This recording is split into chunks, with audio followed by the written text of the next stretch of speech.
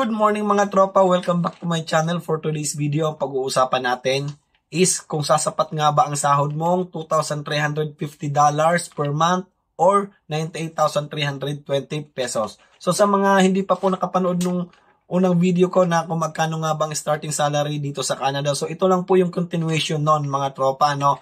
So babanggitin ko rito yung mga expenses, yung mga top priorities, expenses na kailangan mong pagkagastosan talaga, no? So, ayun lang yung mga pag-uusapan natin dito. Nang sa ganun, magkaroon kayo ng idea kung sasapat nga ba yung sasahurin nyo or hindi.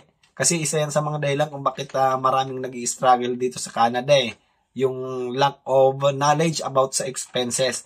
Magkano nga ba ang gastos dito sa Canada monthly, okay?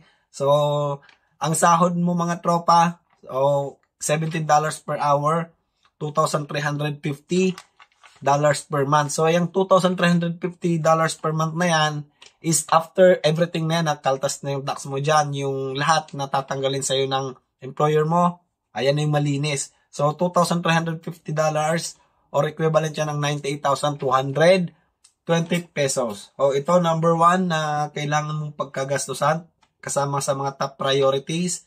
So, bahay. $1,200 which is equivalent to 50,206 pesos. So ngayon mga tropa, no, just to make it clear, itong 1,200 na ito is yung tinatawag na shared house. Kumbaga meron kaming kahati dito sa bahay. 2 bedrooms ito, yung inuupahan ng namin dito is yung kwarto. Pero yung kusina, yung sofa, shared na yon. Pero of course, kung gusto mo yung solong bahay, mas mahal yun. Nasa 2,200 yun 2,500.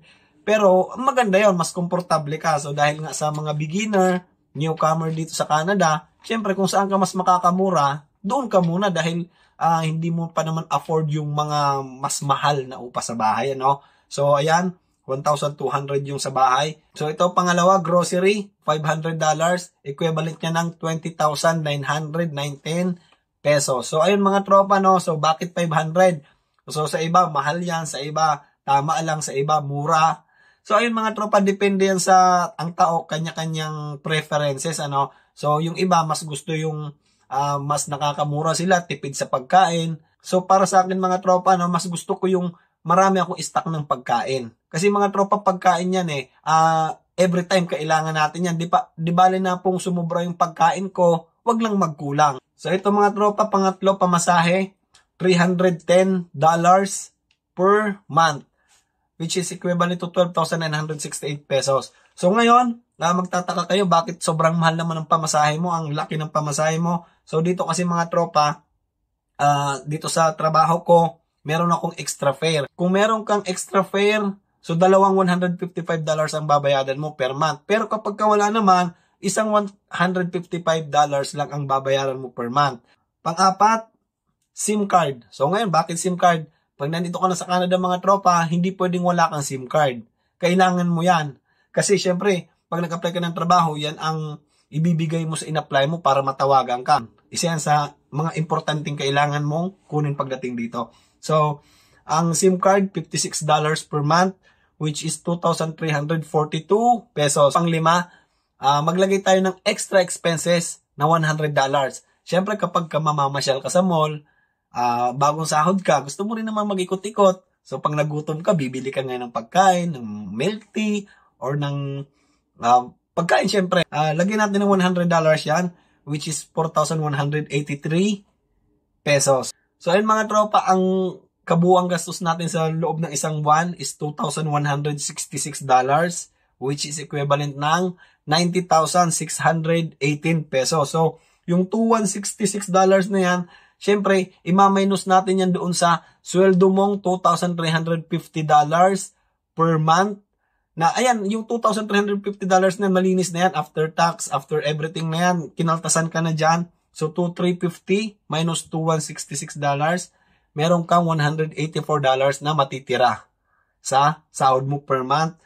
So, yung $184 na yan is equivalent ng 7,702 pesos. So, ayan mga tropa, yung monthly expenses na kailangan mong pagkagastosan is dito yan sa Toronto. So, ngayon mga tropa, of course, like I said, ito nakalimutan ko lang tong banggitin nung nakaraan sa, sa vlog ko.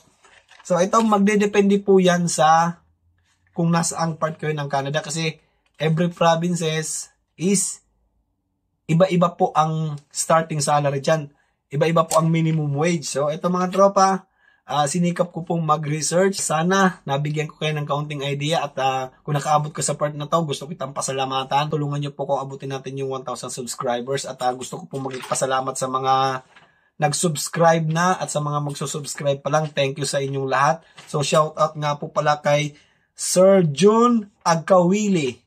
So, nandito siya sa Toronto, Canada. Thank you, sir, sa iyo sa panonood ng video ko. Thank you sa iyo. Maraming salamat sa inyong lahat, mga tropa. Kung nasaan ka man, lagi kang mag-iingat and God bless sa mga tropa.